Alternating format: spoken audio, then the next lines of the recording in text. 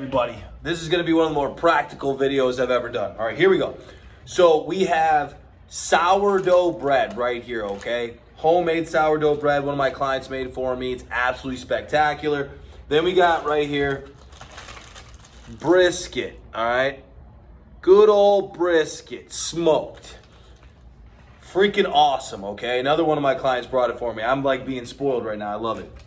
And then we have some grilled chicken right there, okay? It's got some potatoes in there, but we're not worried about that. Now, what I wanted to talk to you about was how would you combine this if you're trying to lose as much body fat and build as much muscle as possible, right? Or let's just say you're trying to do one specifically, which would be build as much muscle as you can without putting on too much body fat or putting on very little at all. Well, here's my 2 cents on the whole thing. You're gonna wanna do the chicken breast with the sourdough bread, and here's the reason. If you do chicken breast with sourdough bread, you're getting very little fat, but you're getting a lot of carbohydrates, okay, and a lot of protein. Those two combined together will work very synergistically to help push, okay, carbohydrates into the muscle cell, into the brain, used for energy, while the protein can help you recover building muscle, especially if you had just worked out that day or the day before, right?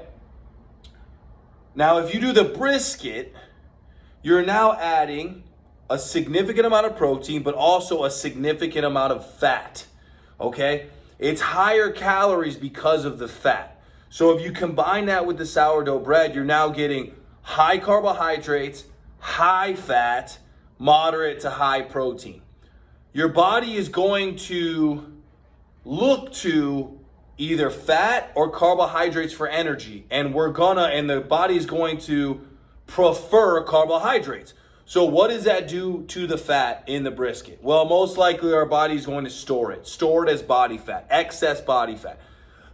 Now, don't come to me with the calories in, calories out, you psychopaths, because if you do, I'm gonna say, fine. If every single calorie that you are eating is perfectly counted, maybe you don't have to worry about that. Maybe you can just combine those two. But for the average human being that doesn't count every single calorie, you're better off just making this choice together, the chicken breast and the sourdough, and then later eating the brisket by itself, or maybe with a high fibrous vegetable. And then your body can just utilize the protein and the fats for later.